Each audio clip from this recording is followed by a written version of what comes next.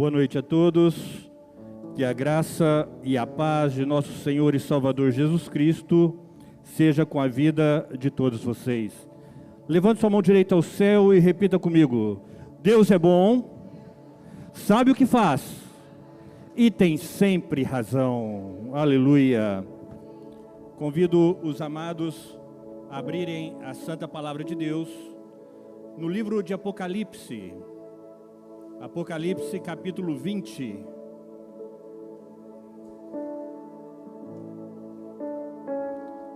Apocalipse 20. Estamos indo para o final desse tão maravilhoso livro, aonde o Senhor tem nos ensinado tantas coisas. Apocalipse 20, a partir do versículo de número 1 diz: Vi descer do céu um anjo que trazia na mão a chave do abismo e uma grande corrente. Ele prendeu o dragão, a antiga serpente, que é o diabo, Satanás, e o acorrentou por 1000 anos. Lançou-o no abismo, fechou-o e pôs um selo sobre ele, para assim impedi-lo de enganar as nações, até que terminasse os 1000 anos. Depois disso, é necessário que ele seja solto por um pouco de tempo. Vi tronos em que se assentaram aqueles a quem havia sido dada autoridade para julgar. Vi as almas dos que foram decapitados por causa do testemunho de Jesus e da palavra de Deus. Eles não tinham adorado a besta nem a sua imagem, e não tinham recebido a sua marca na testa nem nas mãos. Eles ressuscitaram e reinaram com Cristo durante 1000 anos. O restante dos mortos não voltou a viver até completarem os 1000 anos. Esta é a primeira ressurreição. Felizes e santos os que participam da primeira ressurreição. A segunda morte não tem poder sobre eles. Eles serão sacerdotes de Deus e de Cristo e reinarão com ele durante 1000 anos. Quando terminarem os 1000 anos, Satanás será solto da sua prisão e sairá a enganar as nações que estão nos 4 cantos da terra, Gog e Magog, a fim de reuni-las para a batalha. Seu número é como a areia do mar. As nações marcharão por toda a superfície da terra e cercarão o acampamento dos santos, a cidade amada, mas um fogo desceu do céu e as devorou. O diabo que as enganava foi lançado no lago de fogo que arde com enxofre, onde já haviam sido lançados a besta e o falso profeta. Eles serão atormentados dia e noite para todo sempre. Depois vi um grande trono branco e aquele que nele estava assentado. A terra e o céu fugiram da sua presença e não se encontrou lugar para eles. Vi também os mortos, grandes e pequenos, de pé diante do trono, e livros foram abertos. Outro livro foi aberto, o livro da vida. Os mortos foram julgados de acordo com o que tinham feito, segundo o que estava registrado nos livros. O mar entregou os mortos que nele havia, e a morte e o Hades entregaram os mortos que nele havia, e cada um foi julgado de acordo com o que tinha feito. Então a morte e o Hades foram lançados no lago de fogo. O lago de fogo é a segunda morte. E se o nome de alguém não foi encontrado no livro da vida, este foi lançado no lago de fogo. Curve a sua cabeça. Deus querido, nós queremos te louvar, ó Pai, pela tua santa palavra. Queremos te agradecer pela presença do teu Santo Espírito nesse lugar. Eu quero te agradecer pelos louvores aqui entoados, ó Deus. Eu quero te agradecer, ó Deus, por cada família aqui representada. Papai querido, eu quero clamar a Ti, Senhor, as Tuas bênçãos sobre esse lugar. A Tua bênção sobre os Teus filhos, Senhor. Aqueles que estão esparramados também pelos 4 cantos da terra. Que eles possam estar ouvindo também a Tua palavra, Senhor, e sendo tocado no seu coração, na sua mente, para que eles sejam verdadeiramente transformados pelo poder da Tua palavra e verdadeiramente passe a ser um servo fiel, que eles verdadeiramente, Senhor, possam te adorar em espírito e em verdade. Os dias do julgamento estão chegando, o teu reino é próximo, por isso eu clamo a Ti, tenha misericórdia de nós, tenha misericórdia do teu povo, ó Deus, em nome de Jesus. Papai querido, eu já me sinto grandemente abençoado pela oração que o presbítero Lindomar fez a meu favor, e eu quero clamar a Ti as Tuas bênçãos sobre a vida dele. Abençoa o deitar, abençoa o levantar, Senhor, abençoa os negócios do Teu filho, Senhor, a família, ó Deus, aonde ele colocar as plantas dos pés, que seja grandemente abençoado, e clamo a Ti também, Senhor, que o Senhor derrame também essa bênção sobre todos os meus irmãos aqui presentes. cada família aqui representada. Papai, que o Senhor possa vir de encontro aos anseios, às necessidades de cada um. A Tua palavra diz, Senhor, escrutina os nossos corações. Por isso, Senhor, veja as necessidades de cada um deles. Entre com providência, Senhor, e com a salvação em Cristo Jesus. Abençoa também, Senhor, aqueles que não puderam vir, aqueles que estão nos assistindo pelas redes sociais, que também possam ser impactados pelo poder da Tua palavra. Que nessa noite, ó Deus, haja sinais, haja prodígios, haja maravilhas, Senhor, haja cura, haja salvação, haja transformação, haja renovo, ó Pai, para a honra e glória do Teu santo nome. É assim que eu oro e te agradeço em nome de Jesus. Amém. Podeis assentar, amados.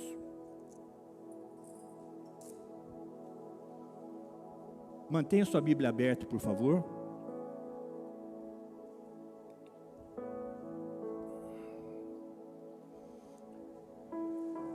Existe um pequeno peixe, um peixe de água doce, na América do Sul. E os cientistas, ao descobri-lo, colocaram o nome nele de 4 olhos.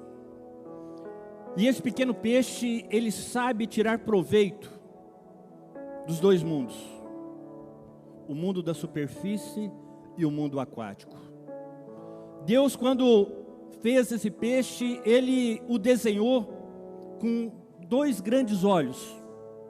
E o interessante é que a parte de cima dos olhos dele tem 2 lentes de ar. E a parte de baixo dos olhos são de água. Esse peixe, quando ele se move pela superfície, quando ele está nadando ali na superfície, ele é capaz de ver o que está acontecendo na superfície, no mundo aqui de cima, mas também consegue ver o que está acontecendo debaixo d'água. De um certo modo, num certo sentido, nós cristãos, nós também deveríamos ser, ou ter uma visão como esse peixe tem. Nós vivemos no mundo, mas nós não somos do mundo, amém? Mas nós não fomos retirados daqui, nós estamos aqui. Então nós precisamos viver nesse mundo, mas com os nossos olhos voltados para o alto, voltados para o Senhor. E quando nós fazemos assim, a nossa vida, a perspectiva, ela muda, é diferente. Porque em meio a todas as situações, mesmo em meio a todas as provações, todas as dificuldades que vivemos aqui, nós sabemos que isso é passageiro, porque o nosso lar nos aguarda é no céu.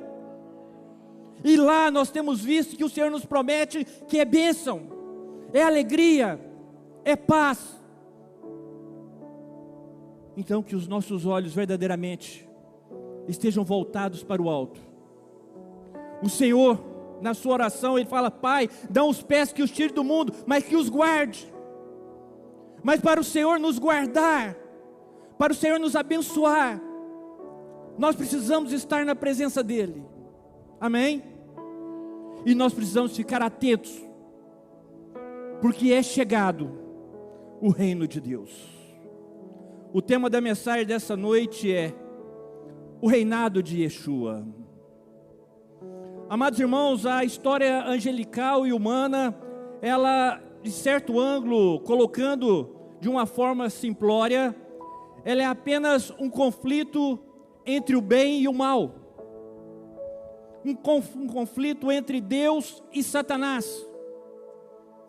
O interessante é que ambos buscando a fidelidade dos seres humanos. Deus, Ele é tão maravilhoso que Ele não nos força, Ele não força ninguém a ser fiel a Ele. Ele é tão maravilhoso que Ele permite que acontecimentos do dia a dia nos ensine as pessoas, ensine aos homens, que seguiram a vida segundo a vontade dEle, segundo a palavra dEle. Estar na presença dEle é muito melhor. O amor do Senhor, o sacrifício que Ele fez por nós, esse amor deveria nos constranger, para que nós verdadeiramente pudéssemos confessar Jesus Cristo como Senhor e Salvador das nossas vidas, e viver uma vida pautada na palavra dEle, amém? E o mais importante, ter prazer de estar na presença dEle, ter prazer de estar na casa dEle, ter prazer de falar: eu estou indo para a casa do meu Deus para adorá-lo. Às vezes as pessoas, pela dureza do coração, por ter uma cerviz dura, elas muitas vezes têm que aprender passando por tristes experiências. E esse é o caminho de Satanás, que também é o caminho do egoísmo humano, da depravação, do engano, da mentira, inspirado no maligno, e que leva as pessoas à degradação moral e física.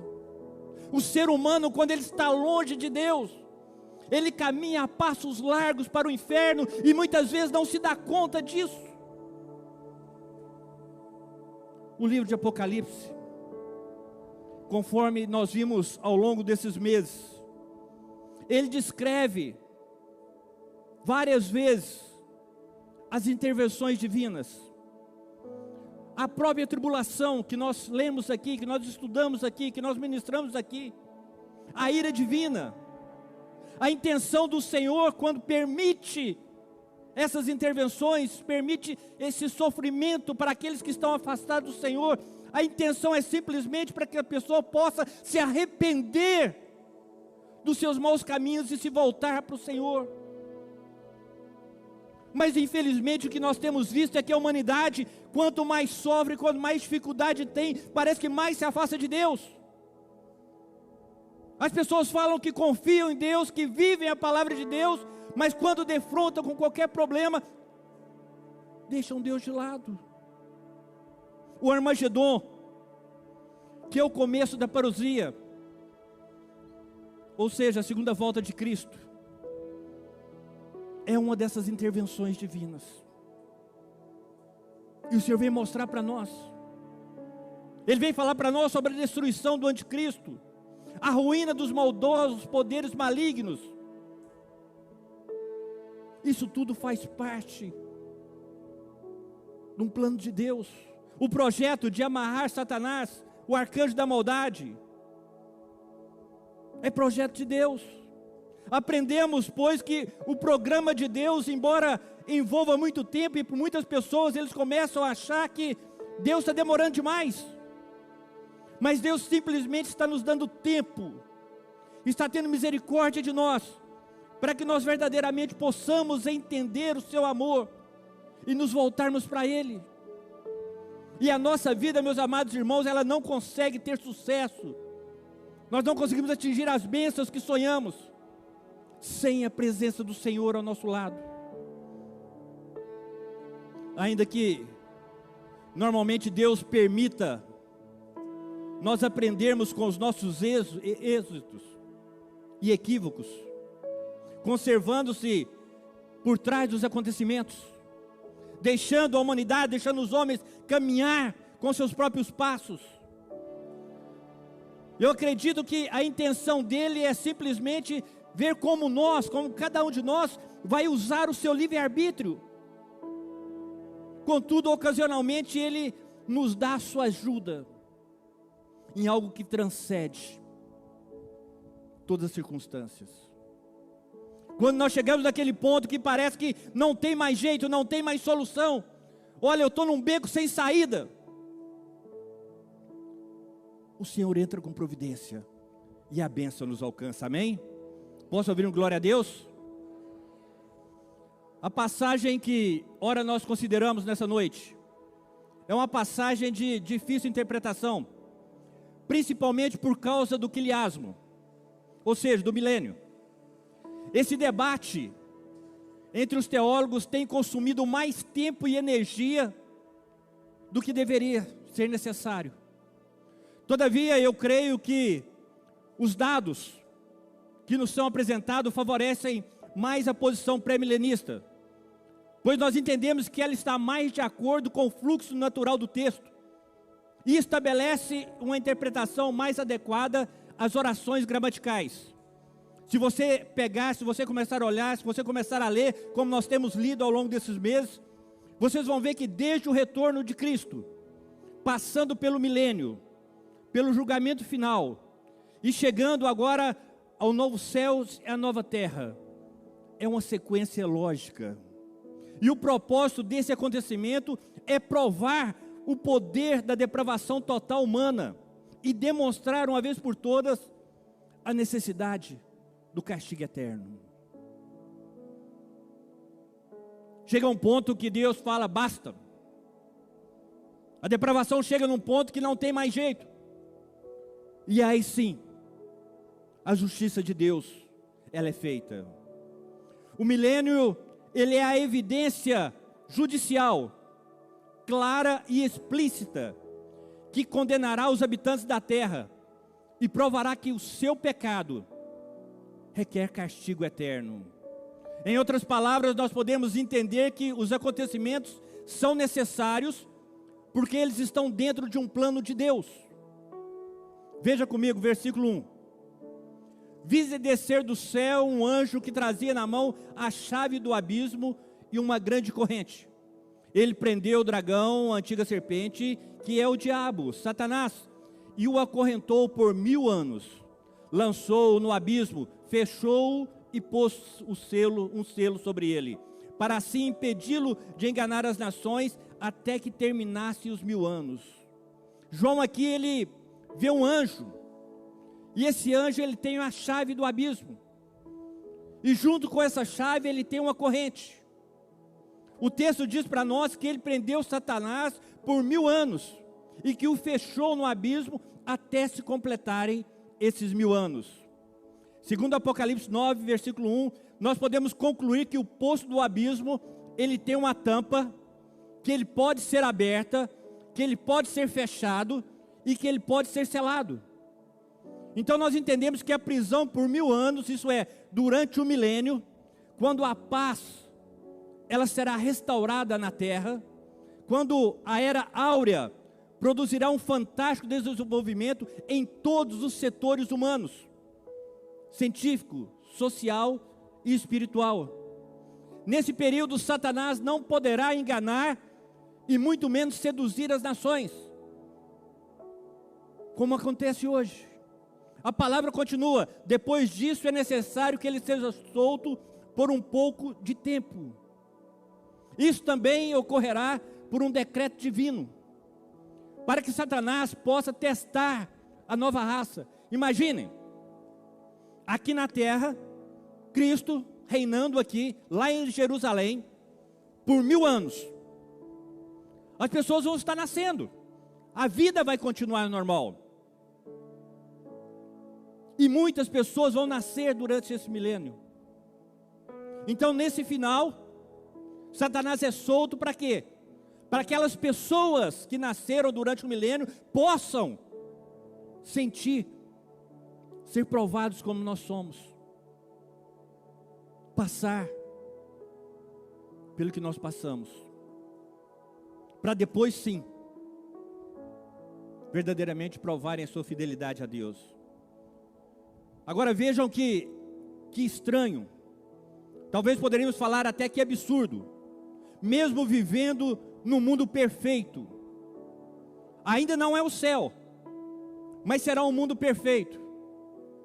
Muitos vão estar seguindo a Cristo, vão estar indo em Jerusalém de ano a ano, porém essas pessoas estarão indo sem amor no coração, indo simplesmente para cumprir tabela, e com a soltura de Satanás, muitas pessoas se permitirão ser enganadas e vão segui-lo. E aí de repente você pode falar comigo, pastor, mas que absurdo, como viver com Cristo aqui na terra 1000 anos, vendo o seu amor, e de repente virar as costas para Ele?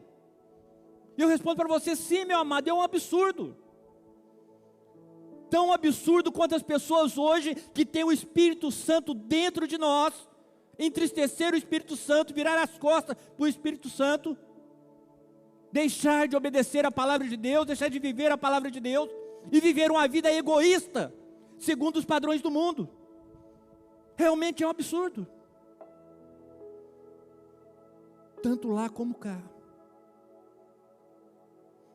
Versículo 4 diz: vi tronos em que se assentaram aqueles a quem havia sido dada autoridade para julgar. Vi as almas dos que foram decapitados por causa do testemunho de Jesus e da palavra de Deus. Eles não tinham adorado a besta nem a sua imagem, e não tinham recebido a sua marca na testa nem nas mãos. Eles ressuscitaram e reinaram com Cristo durante 1000 anos. Poucos versículos no livro são mais enigmáticos do que Apocalipse 20, versículo 4. Talvez uma tradução literal, nós poderíamos colocar que e vi tronos, e eles estavam sentados sobre eles, e o julgamento foi dado a eles. Aqui, meus amados irmãos, os mártires, eles estão em foco. Aqueles que morreram por amor do Senhor, eles estão em foco aqui. Entretanto, no versículo 9, nós vamos ver onde que menciona que o acampamento dos santos estava ali ao redor. Isso significa que todos os crentes estarão presentes no milênio, amém? Assim os mártires aqui representam toda a igreja, que se negou a fazer concessões, que se negou a seguir os padrões do mundo, aqueles que não se apostataram da fé, mas que perseveraram, permaneceram fiel ao Senhor. E essa será considerada a época de ouro, um tempo conforme Isaías, no capítulo 11, relatou para nós. Veja só, Isaías 11, a partir do versículo 6. O lobo viverá com o cordeiro, e o leopardo se deitará com o bode. O bezerro, o leão e o novilho gordo pastarão juntos, e uma criança os guiará. A vaca se alimentará com o urso, e seus filhotes se deitarão juntos, e o leão comerá palha como o boi. A criancinha brincará de perto do esconderijo da cobra. A criança colocará a mão no ninho da víbora. Ninguém fará mal nenhum, nem destruirá coisa alguma em todo o meu monte, meu santo monte, pois a terra se encherá do conhecimento do Senhor, como as águas cobrem o mar. Amém? Vocês conseguiram visualizar isso? Que coisa maravilhosa! Não haver destruição, não haver maldade, as crianças poderem andar no meio dos animais selvagens, e eles serão como gatinhos. É isso que nos espera, meus amados. Amém? Versículo 5. O restante dos mortos não voltou a viver até serem completados os 1000 anos. Esta é a primeira ressurreição. Aqui fica claro que os mortos que não participaram da primeira ressurreição são os ímpios. São aqueles que não confessaram a Jesus como Senhor e Salvador da vida deles. São aqueles que conheceram ao Senhor, mas que viraram as suas costas para o Senhor. Eles só vão ressuscitar após os 1000 anos, para o julgamento do grande trono branco, onde individualmente cada um será julgado e receberá a sua sentença condenatória, ou seja, a segunda morte. Veja que coisa linda, fantástica. Eu na escola bíblica, uma certa feita, ministrando sobre o milênio, eu falei, olha, imagine, todo mundo junto, um telão, 4K, e cada um vinha se apresentar diante do Senhor, e aí começar a mostrar tudo que você fez, tudo que você falou, tudo que você deixou de fazer, e ali receber o julgamento. Os ímpios, aqueles que viraram as costas para o Senhor, simplesmente eles verão tudo passar na frente de todo mundo e receberão a sua condenação. Triste, mas é a realidade, é o que acontecerá. Versículo 6.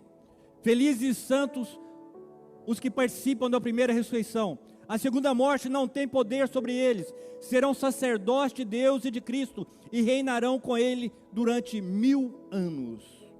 Essas bem-aventuranças, elas tratam da condição abençoada daqueles irmãos, daquelas pessoas que participarão da primeira ressurreição e que estarão reinando com Cristo aqui, porque a igreja do Senhor, aqueles que estiverem já na glória, eles virão reinar com o Senhor aqui durante o milênio. Agora vejam que há mais um contraste aqui: o que participa da primeira ressurreição e aqueles que não têm parte na cidade santa, pois em vez disso, a sua parte será no lago de fogo e enxofre. Amados, vejam como isso é sério. Aqueles que não têm o seu nome escrito no livro da vida, aqueles que não vivem a vida segundo os mandamentos do Senhor, a palavra ela é muito clara. Só existe dois caminhos: ou nós estaremos com o Senhor, e aqueles que não quiserem estarão no inferno. Não existe meio termo, não existe outra forma. Ou você está com Deus ou está com o diabo. Ou você vive uma vida segundo a palavra de Deus, ou você vive uma vida segundo o diabo, segundo Satanás, o enganador, o sedutor, o mentiroso. Versículo 7: quando terminarem os 1000 anos, Satanás será solto da sua prisão e sairá para enganar as nações que estão nos 4 cantos da terra, Gog e Magog, a fim de reuni-las para a batalha. Seu número é como a areia do mar. As nações marcharão por toda a superfície da terra e cercarão o acampamento dos santos, a cidade amada, mas um fogo desceu do céu e as devorou. O diabo que as enganava foi lançado no lago de fogo que arde com enxofre, onde já haviam sido lançados a besta e o falso profeta. Eles serão atormentados dia e noite para todo o sempre. João aqui ele deixa claro para nós que Satanás ele não é solto até que seja completado os 1000 anos. Agora, o abismo citado no versículo 3 do capítulo 20 indica uma forma específica de prisão, ainda que as imagens da corrente e do selo sobre o abismo já apontassem nessa direção. Portanto, a sua libertação é retratada como uma liberdade condicional de um prisioneiro.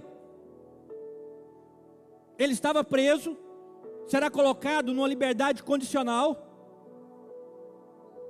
mas Deus continua no controle. E há 5 aspectos aqui nessa cena. Primeiro, a libertação de Satanás.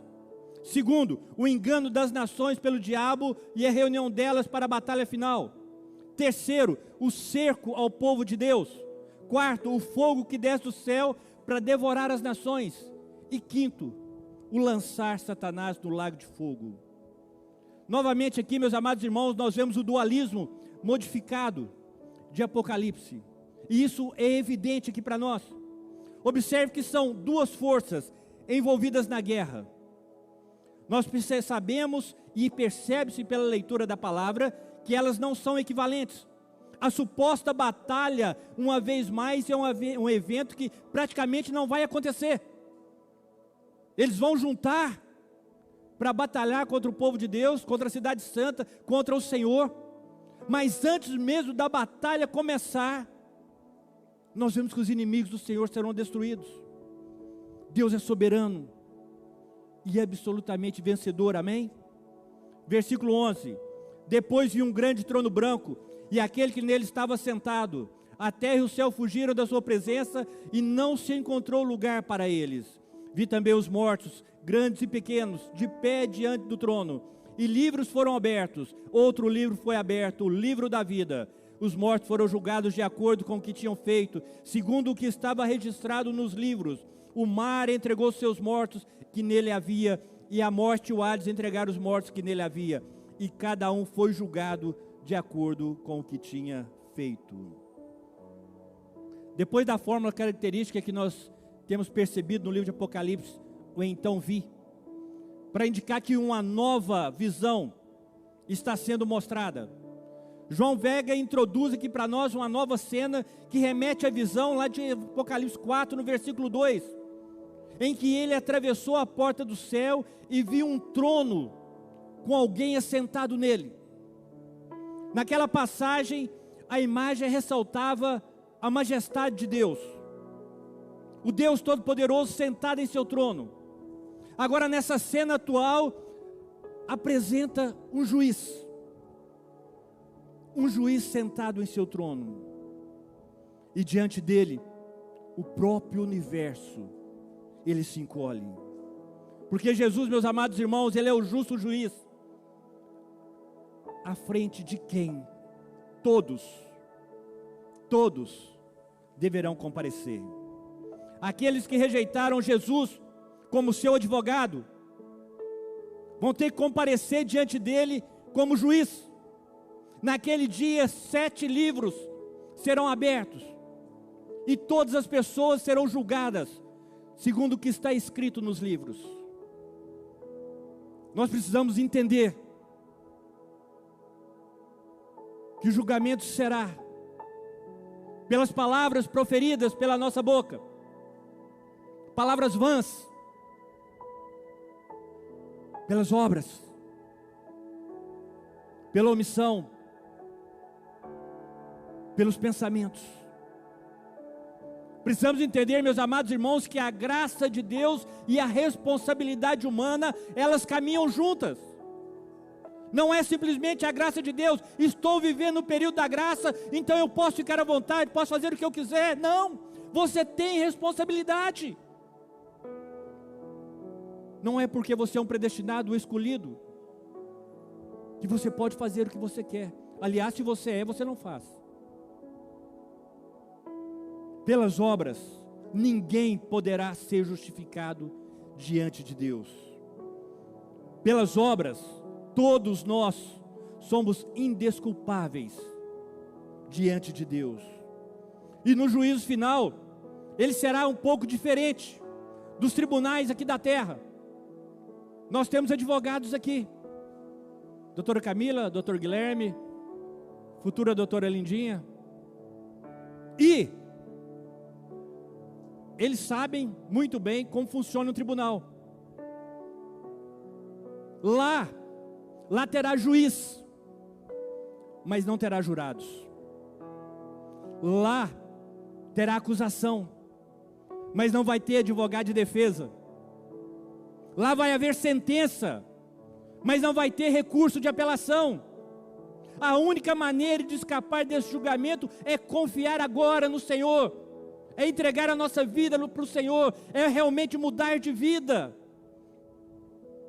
conforme está escrito em João 5:24, onde diz: eu lhes asseguro, quem ouve a minha palavra e crê naquele que me enviou, tem a vida eterna, e não será condenado, mas já passou da morte para a vida.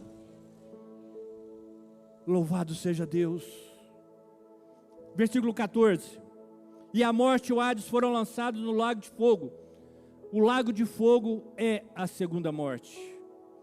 Irmãos, nós precisamos entender que a morte é o estado, a condição, enquanto que o Hades ou o inferno é o lugar. Esses dois, a morte e o inferno, a morte e o Hades, eles andam conectados. E quando a morte e o inferno forem lançados no lago de fogo, finda também a autoridade que eles exerciam em todo o tempo cósmico. 1 Coríntios 15:26 diz: o último inimigo a ser destruído é a morte. O último inimigo a ser destruído é a morte. O inferno é o lugar onde os ímpios são atormentados, é o estado intermediário, com os mortos revivendo para enfrentar o julgamento final. Nós temos a segunda ressurreição implícita no versículo 5. E depois do julgamento dos ímpios, as forças do mal, elas vão se unir juntamente com a falsa trindade no lago de fogo para todo sempre. E ali vai haver a separação total de Deus. Por isso é considerada a segunda morte. E a vitória de Cristo e da sua igreja será completa e final. Versículo 15. Se o nome de alguém não foi encontrado no livro da vida, este foi lançado no lago de fogo. O estágio final, em que Deus destrói esta era de pecado, ela consiste na justiça de Deus, em lançar no lago de fogo todos os desobedientes. Ninguém poderá ser salvo se o seu nome não for encontrado no livro da vida. Quem tem o nome escrito nele não é lançado no lago de fogo, amém? E para você ter seu nome escrito no livro da vida, você precisa que Jesus, você precisa de Jesus, você precisa confessar a Jesus, o nosso Yeshua HaMashiach, como Senhor e Salvador da sua vida. Você precisa abrir a sua boca e confessar que Ele é Senhor e Salvador da sua vida. Em contraste, nós vemos aqui que os que não têm o seu nome escrito no livro da vida, esses serão lançados no lago de fogo e serão atormentados por toda a eternidade. E a palavra diz que ali é um lugar de tormento, onde o bicho não morre e o fogo não apaga. Para concluir,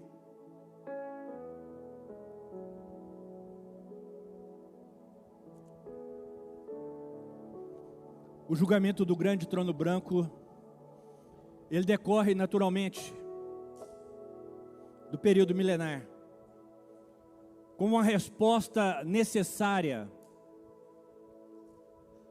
ao desmascaramento do mal terrível. Entretanto, nós vimos aqui que o trono branco, ele não julga somente os pecadores, pois os santos também vão comparecer diante de Deus, para serem julgados segundo as suas obras. A diferença entre nós, o povo de Deus, e os ímpios, é que nós, o nosso destino final é o céu, amém? Mas mesmo assim, todos nós passaremos por esse julgamento, e ali nós receberemos os nossos galardões. Ali nós receberemos as nossas coroas, e as pedrinhas serão colocadas em cada uma delas. Para os pecadores, o resultado ele é trágico e completamente oposto.